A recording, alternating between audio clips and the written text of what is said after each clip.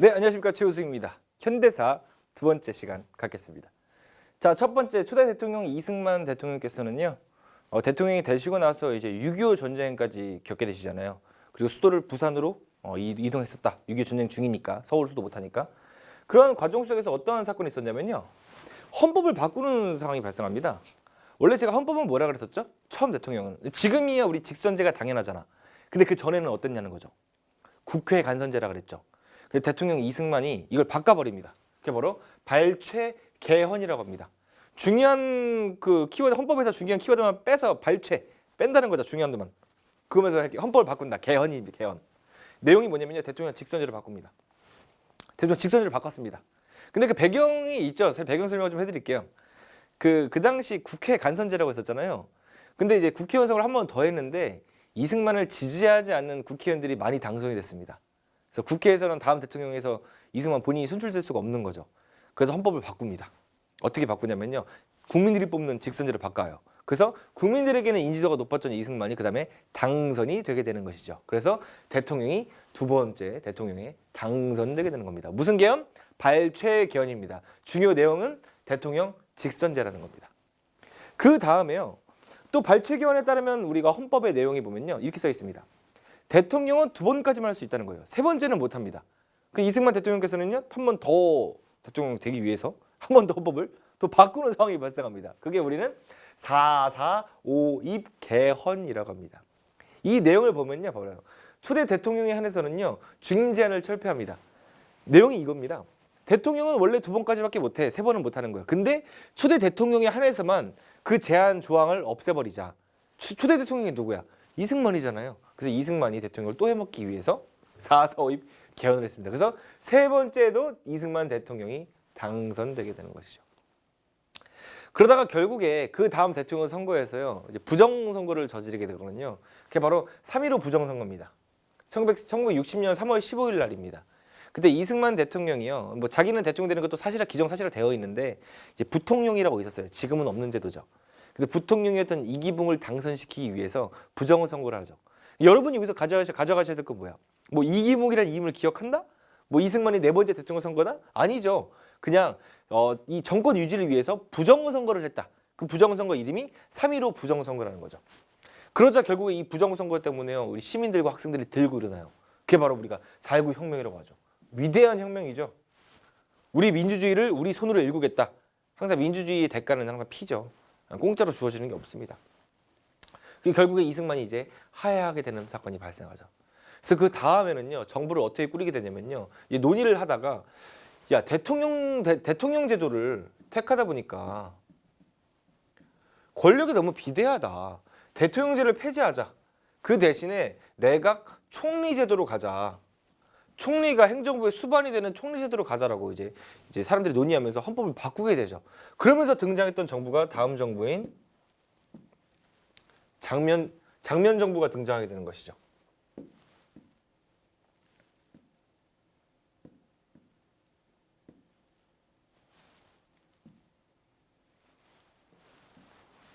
이 장면 이분은요. 우리 국민들이 투표해서 뽑은 대통령이 아닙니다. 그냥 국회의원들이 선출한 총리예요. 총리. 그래서 그 사람이 이제 행정부의 수반을 대체하는 거죠. 자기가. 그러면서 이걸 우리는 내각 책임제 개헌이라고 합니다. 그걸 내각제라고 합니다. 대통령제랑 반대야. 대통령제가 아닙니다. 내각 책임제야. 내각제 또는 내각 책임제라고 합니다. 그러면서 여기서는요. 뭐 딱히 뭐 논의될 건 없습니다. 그냥 내각 책임제, 내각제 정부였다까지만 기억해 주시면 되겠습니다. 넘어가겠습니다. 자, 다음 이제 박정희 정부입니다. 18년 정도 대통령을 하신 분이고요. 정권을 잡은 건 거의 20년입니다. 2년 동안 또 이제 쿠데타를 일으켜서 군사 정부를 만들거든요. 이분은 우리 현대사에서 빼놓을 수가 없는 분이죠. 자, 근데 제가 시험용으로만 좀 말씀드릴게요. 시험용으로 말씀드리면요. 이 박정희는 두 번으로 나누는 게 굉장히 좋습니다. 1기 박정희, 2기 박정희. 뭐냐면요. 첫 번째 1기 박정희는요. 뭐든지 경제랑 관련돼 있어요. 그래서 제가 보통 그냥 경제 박정희 이렇게 설명합니다. 이 경제를 발전시키기 위해서, 이제 경제를 빨리 부흥시키기 위해서 이 돈을 가져오는 행위들이 많습니다. 막 이제 일본한테 돈 꾸고요. 미국한테 막 돈도 받고요. 우리가 베트남 파병에서 돈 벌려고 하는 행동입니다. 돈 벌기 위해서 모든 정책을 취했던 게 이제 1기 박정희면요. 시험용으로 설명드리는 겁니다. 두 번째 2기 박정희는요. 이제 두 번째야. 다음 파트는 독재입니다. 독재 박정희죠. 그러니까 독재를 하기 위해서 자기가 정권을 어떻게 유지시키기 위해서 대통령을 영원히 하기 위해서 어떤 행위를 했었냐 대통령이 그 행위를 보면 되겠습니다. 그래서 경제랑 독재 이 두 가지가 이제 키워드라고 보시면 되겠습니다. 자, 첫 번째 보겠습니다. 이 전에 있던 정부가 무슨 정부였죠? 그렇죠. 장면 정부였죠. 장면 정부에서요. 이승만 정부를 대체해서 새로 나온 정부면 좀 뭔가 잘 해야 되잖아요. 근데 뭔가 이 개혁이 좀 지지부진합니다. 그런 과정 속에서 이 내부 군사의 군인들이 쿠데타를 일으키는 거죠. 이제 그들이 추대했던 게 바로 박정희였습니다. 박정희. 그때는 투스타였는데 그래서 이제 5.16 쿠데타를 일으키게 되면서 박정희가 권력을 잡게 되죠. 근데 쿠데타를 일으키고 했다고 해서 바로 대통령이 되는 건 아닙니다. 대통령은 이제 어떤 헌법이 있는 국가이기 때문에 어떤 절차에 의해서 당선이 되잖아요. 그래서 그런 절차를 이제 무시하고 대통령이 될 수는 없기 때문에 초창기에는 이분이 대통령이 되지 않고 자기가 국가재건 최고회의라는 기구를 만들어서 여기 의장 역할을 합니다. 그러면서 2년 동안 자기가 군사정부의 수반이 돼서 정부를 이끌고 있는 거죠. 선생님 그럼 그 2년 동안은 무슨 뭐 대통령이 있었나요? 총리가 있었나요? 아니요. 대통령 총리 없이 여기서 정치를 했었습니다. 그래서 박정희가 약속을 했거든요. 내가 2년 동안 군사정부로서 이끌면서 내가 많은 정부 개혁을 할 테니까 그 다음에 정부를 하고 나서는 내가 민간에게 이양해서 우리가 헌법에 맞는 대통령을 선출해서 국가를 이렇게 지켜나가도록 하겠다라고 약속을 하거든요. 그리고 나서 약속을 이제 지킵니다. 어떻게 되냐면요. 본인이 이제 군복을 벗고 대통령에 출마하게 돼요. 민간인이 됐잖아요. 그러면서 다음 대통령이 당선이 되거든요. 근데 왜 당선이 됐었냐면요. 어제 이거 직접 선거예요. 직선제에서 당선이 된 거예요. 왜냐면 장면 정부에서 못했던 개혁들을 진짜 많이 하긴 하거든요. 뭐 농민들을 위해서 과감한 개혁, 그리고 깡패를 다 소탕해버리고 막 이런 개혁들 하니까 국민들이 그 당시 이름도 몰랐을 거 아닙니까? 박정희는 군인이었기 때문에 막 이름들을 알아가기 시작하면서 대통령은 박정희가 당선되게 되는 것이죠. 그리고 제가 일기 박정희는 뭐라 그랬죠? 경제 박정희죠. 첫 번째 박정희 시대는 무조건 경제 발전이야. 한일국교 정상화입니다. 왜? 일본한테 돈 받으려고. 우리가 일제치하에서 우리가 35년 동안 수탈당했잖아요. 이거 보상금 줘라. 뭐 이런 식으로 요구하면서요. 우리가 일본한테 어느 정도 돈을 받아요. 뭐 무상으로 주는 돈도 있고요. 우리가 꼬우는 돈도 있습니다. 돈 받았습니다. 뭐 내용을 자세한 내용은 나중에 심화강에서 다뤄보도록 할게요. 그 또 하나. 그 당시에 베트남 전쟁이 있었거든요. 우리가 베트남 파병을 합니다.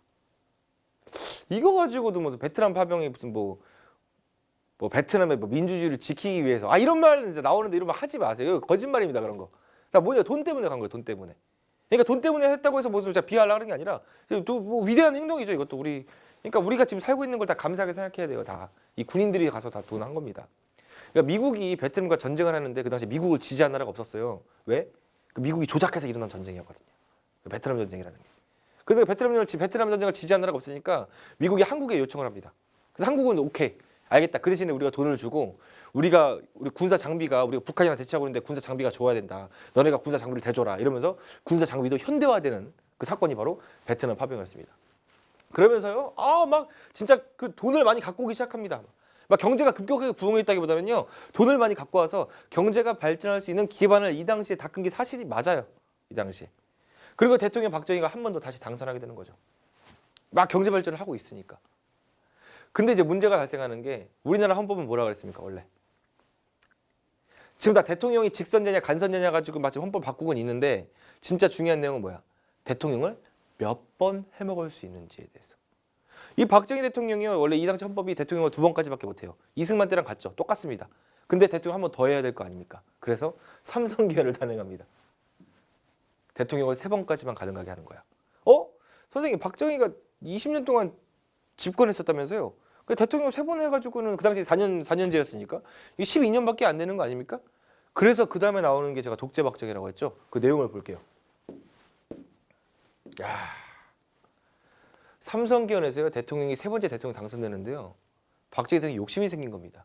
뭐 경제 발전 시켰는데 내가 더 대통령을 연장해서 우리나라 경제 발전을 내가 화끈하게 더 시켜주겠다. 이런 식으로 우리가 뭐 말씀을 하시거든요. 그러면서 했던 게 유신 쿠데타예요. 헌법에 있는 헌법을 정지시켜버려요. 국회를 해산시켜버려요.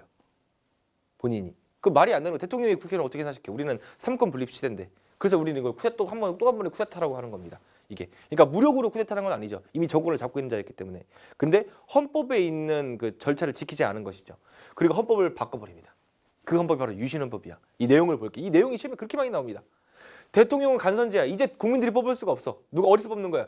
통일주체 국민회의라는 기구가 있는데 여기서 뽑는 거야. 후보는 한 명입니다. 박정희입니다. 그냥 박정희 다 뽑는 거야. 그냥 북한이죠, 북한 완전히. 그리고 중임제를 철폐합니다. 뭐야? 대통령을 한 번 할 수 있다, 두 번 할 수 있다. 이런 제한이 없어요. 그러니까 영원히 할 수 있다. 6년 연임제입니다. 이게 뭐 6년이라는 게 의미가 있습니까? 그냥 또 나오면 또 되는 건데. 그리고 국회의원의 3분의 1을 대통령이 추천합니다. 이 완전 독재 국가죠. 그래서 제가 이게 첫 번째는 경제 박정희, 두 번째는 독재 박정희라는 게 바로 이런 모습 때문에 그런 거죠.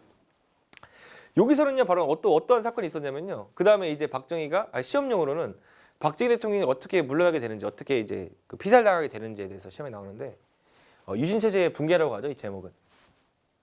뭐 YH 무역 회사라는 데 사건이 일어나는데 여기 여공들이 시위를 합니다. 근데 시위를 어디서 하냐면요. 그 당시에 박정희 정권에 대항했던 야당, 이제 김영삼이 그다음에 대통령이 아니었죠. 김영삼이 이제 신민당 총재였는데 그 신민당에 가서 시위를 하기 시작한 거죠. 신민당 도와줘요. 우리가 정부에 시위할게요. 그러자 김영삼을 국회에서 제명시켜 버려요. 그 당시 국회의원 김영삼이었는데 국회에서 속칭 잘라버리는 거죠. 박정희 대통령 입김으로. 그러자 김영삼 대통령이 정치적 고향이었던 부산 마르산에서 들고 일어납니다. 독재 정권 물러나라. 유신 철폐. 그러면서 박정희 대통령이 피살되는 사건까지 연결되게 되는 겁니다. 시험에서 제일 많이 나오는 거는요. 박정희 하면요. 첫 번째 박정희가 경제 박정희. 베트남 가서 돈 벌어오고. 그리고 일본한테 한일국교 정상에서 일본한테 돈 받아오고. 그리고 그 당시 했던 게 뭐 이제 뭐 경부고속도로 가고 뭐 새마을 운동하고 막 그때 일어났던 겁니다. 그 다음에 이제 독재 박정희입니다. 정권을 계속 해먹으려고 유신헌법 개정해서 막 이렇게 먼저 북한이죠, 북한. 예. 그리고 나중에 유신체제가 붕괴되는 사건까지 나오는 게 바로 박정희 시대였습니다. 시험에 진짜 많이 나옵니다. 현대사에서 진짜 중요한 사건이기 때문에 20년 동안. 그 다음에 등장하는 정부가 누구냐면요. 바로 이제 전두환 정부가 등장하게 됩니다. 전두환은 뭐 모르는 사람이 없죠. 12.12 군사 쿠데타로 해가지고요. 그 권력이 공백이 생겼잖아요. 자기가 집권하게 되는 거죠. 그리고 자기가 집권하기 위해서 광주를 짓밟습니다. 그게 바로 그 유명한 5.18 민주화 운동이야. 자, 여러분 보세요. 이제 우리 시험용으로 부마 항쟁은 누구 대통령 때야? 그렇죠. 박정희 대통령 때잖아요. 바로 전에 배웠죠. 전 페이지에서. 5.18 민주화 운동은 누구 때야? 전두환 때죠. 전두환 때. 이렇게 기억해 주세요. 어느 대통령 때 어떤 사건이 있었는지 딱 이렇게만 기억해 주세요. 근데 5.18 민주화 운동이 딱 전두환 대통령은 아니었고요. 이 과정을 통해서 이제 자기가 대통령이 되게 되는 것이죠. 그래서 대통령이 됐다. 당연히 어떻게 됐어요? 대통령 간선제죠. 간선제. 국민이 뭐 전두환을 압니까? 뭐 선거하면 되겠어요? 간접 선거를 하는 겁니다. 다. 자기들끼리 짜고 치는 고스톱이죠. 그러니까 이때는요. 그래도 뭐 경제적으로 배우는 게 그냥 뭐 3조 호황이 있었다. 저유가 저달러 저금리하면서 뭐 경제 발전을 이룩했다. 근데 이거는 우리나라가 뭐 잘해서 했다기보다는요. 그냥 세계에서적으로 다 3조 호황이었어요. 그냥 경제 발전을 안 하는 게 바보였다. 그리고 뭐 나중에 이제 전두환이 물러나게 된 사건이 6월 민주화 운동이죠. 우리가 이번에 얼마 전에 4년 5년 전인가요? 1987이라는 영화가 있었습니다. 아이고 아주 재미있습니다. 그게 딱 이제 우리 전두환 정권이 어떻게 무너지게 됐느냐. 딱 그 사건이 이제 단면적으로 보여주고 있는 거죠. 그다음 박종철이라는 뭐 대학생과 이한현이라는 대학생이 이제 뭐 안타깝게 돌아가셨습니다. 이 당시. 다 이제 민주투사죠, 민주투사. 자, 넘어갑니다. 자, 이제 노태우 정부입니다. 노태우 정부 때는요, 뭐 딱히 없고요. 시험에 나오는 거는요, 이때 대통령 직선제 개헌을 해서 당선된 겁니다. 그러니까 우리가 뭐야? 박정희 대통령이 유신헌법을 하고 났어요. 그 다음에 뭐 전두환까지 있었을 때는 대통령을 국민이 뽑지 못했잖아요. 근데 전두환이 어떻게 물러나게 됐어? 6월 민주화 운동으로 해가지고 우리 헌법을 바꾸게 되는 거거든요. 그때 대통령 직선제를 바꾸게 됩니다. 그래서 오랜만에 몇 년입니까? 거의 뭐 20년 만이죠. 20년 만에 국민들이 다시 자기 손으로 대통령을 뽑을 수 있었던 거야. 그래서 당선된 게 노태우가 당선되게 되는 겁니다. 그래서 이때 정부는요, 북방 외교가 가장 시험에 많이 나오죠. 그 당시에 소련이 무너지고요. 중국이 개혁 개방을 합니다. 그러면서 러시아랑 중국과 수교를 하게 돼요. 이들은 원래 공산국가라고 해서 우리가 수교를 하지 않았었잖아요. 공산주의자들이니까. 우리가 드디어 이제 수교를 하게 되는 것이죠. 그러니까 1948년부터 뭐 한 50년 만에 수교를 40년 만에 수교를 하게 되는 것이죠. 자, 넘어가겠습니다. 그 다음에 이제 김영삼 정부입니다. 김영삼 정부. 여기서 제일 중요한 거는요, 딱 요거예요. 금융실명제 실시했다. 금융실명제가 뭡니까? 지금 여러분 은행 가보세요. 통장에 누구 이름이야? 내 이름이잖아요. 저 최우승이니까 통장은 최우승 써 있습니다. 근데 옛날에 통장 받을 때 어땠냐면요. 김영삼 정부 전까지는요. 내가 뭐 김개똥, 최개똥 이렇게 해도 통장을 만들어줬습니다. 근데 결국에 이게 안 좋은 게 뭐냐면요. 비자금 조성하기 좋은 거예요. 뭐 일부 재벌들, 뭐 회사 돈을 횡령하거나 뭐 배임죄를 저질러서 막 돈을 키워 나가잖아요. 이 돈은 어떻게 돼? 자기 이름으로 하면 걸리잖아요. 그러니까 다른 이름으로 하는 겁니다. 그리고 정치인들 뒷돈 벌도 어떻게 돼? 지금이야 현금으로서 그 당시에는 계좌로 싸도 됐습니다. 왜? 금융이 실명되지 자기 이름으로 하는 게 아니었으니까 그런 걸 없애버리겠다. 아 진짜 멋있는 분이죠. 과감한 선택을 하신 거죠 이분이. 그래서 금융 실명제를 실시합니다. 그러면서 근데 결과적으로 또 안 좋은 게 IMF 위기를 맞으면서 이 김영삼 정부도 이제 끝을 나게 되는 거죠. 그 다음에 등장하는 대통령이 바로 김대중 대통령입니다. 이때는 이제 IMF를 극복하게 되고요. 시험 제일 많이 나오는 거는 남북 정상회담을 했다. 드디어 최초로 우리 북한과 남한이 서로 사이가 안 좋고 막 서로 치고받고 막 서로 도발하고 하잖아요. 이제 이런 거 하지 말자. 우리가 북한 정상과 북한의 최고 지도자와 남한의 최고 지도자가 만나가지고 우리 한번 협상을 해보자. 라가면서 최초로 남북 정상회담을 하게 된 겁니다. 높은 고위 그 최고 지도자끼리 처음 만난 거예요. 이게 바로 2000년에 있었던 일이죠. 김대중 대통령의 키워드였습니다. 자, 그다음 뭐 노무현 대통령도 있고 뭐 이명박 대통령 그때 박근혜 대통령 이렇게 있었는데요. 시험에 많이 나오진 않았습니다. 그건 이제 심화 과정에서 격가지로 다뤄드리도록 하겠습니다. 자, 이제 마지막 시간입니다. 통일 정책입니다. 시험에서요. 보통 우리 현대사면요 시험이 어떻게 나오냐면요. 제가 초창기 활동했었던 건국을 준비하는 활동이죠. 3년 동안. 미군정 시기죠. 이게 3년. 여기서 한 문제가 나올 가능성이 있고요. 그리고 두 번째는 언제냐면요. 그 다음에 재헌국회 활동. 빨리 침입한 놈들 처단하고 토지 같은 거 개혁해야 돼 라고 했었던 사건이죠. 그 다음에 나올 수 있는 게 뭐 이승만부터 해서 이제 뭐 김대중 때 대통령 때까지죠. 이때 중에 하나 찍어서 시험에 납니다. 어떤 사건이 있었는지에 대해서. 그 다음에 마지막 시험에 나오는 게 통일정책입니다. 하나, 둘, 셋, 네 파트죠. 여기서 총 두 문제가 나온다는 겁니다. 공무원 시험에서는. 뭐 랜덤으로 나오는 거죠. 뭐 여기서 한 문제 나오면 여기서 한 문제 나올 수 있고 이렇게. 또 때로는 여기서 한 문제, 여기서 한 문제 나올 수 있고. 무슨 말인지 아시겠죠? 이제 마지막 통일정책입니다. 여기서 무조건 한 문제가 나올 가능성이 있습니다. 자, 보겠습니다. 박정희 때. 최초로 박정희 때요. 처음으로 7.4 남북 공동성명을 발표해요. 북한이랑 뭔가 화해의 무드가 조성되는 것이죠. 여러분 무조건 이거는 대통령이랑 같이 매칭시켜서 해주세요. 7.4 남북 공동성명 누구 대통령? 그렇죠. 박정희 대통령. 그 다음에 최초로 남북 이산가족 상봉. 요거는 학생들이 이거 신기합니다. 이거 김대중인 줄 알았는데 막 이런 학생들이 많거든요. 최초로 만난 거는요. 전두환 때입니다. 우연치 않은 사건인데 이것도 뭐 심화 과정에서 다뤄드릴게요. 뭐 자세히 다룰 건 아니고요. 최초의 남북 이산가족 상봉은 누구다? 전두환 때다. 그 다음에 남북 유엔 동시 가입하고요. 남북 기본합의서를 채택하고요. 한반도를 비핵화 선언합니다. 이게 제가 두 문자를 따드리는데 보통 이게 따도 편하거든요.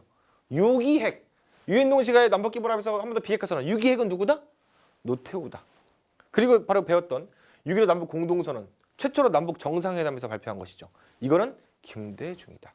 그러다 나가서 뭐 14 남북 공동선언. 이거는 노무현 대통령이다. 한 번만 더 보겠습니다. 7.4 남북 공동선언은 누구다? 전두환이다? 아닙니다. 박정희입니다. 최초로 남북 이산가족 상봉은 누구다? 박정희? 아니죠. 전두환이죠. 그 다음에 6.2 핵은 누굽니까? 6.2 핵, 남북한 유엔 동시가입, 남북기본합의서, 한반도 비핵화 선언은 6.2 핵은 노태우다. 6.15 남북 공동선언, 최초의 남북 정상회담은 누구다? 김대중이다. 그리고 14 남북 공동선언은 누구다? 노무현이다. 여러분 이거는 대통령만 매칭시키는 게 지금 굉장히 중요해요. 그럼 나중에 문제 풀기 정말로 수월해집니다. 자, 여기까지 현대사를 다뤄봤고요. 오늘 이제 드디어 아주 기본 기초 강의가 이제 끝나게 되는데요. 다음에 또 기회가 되면 더 나은 강의로 제가 찾아뵙도록 하겠습니다. 이때까지 들어주셔서 고생하셨고요. 정말로 감사드립니다. 감사합니다.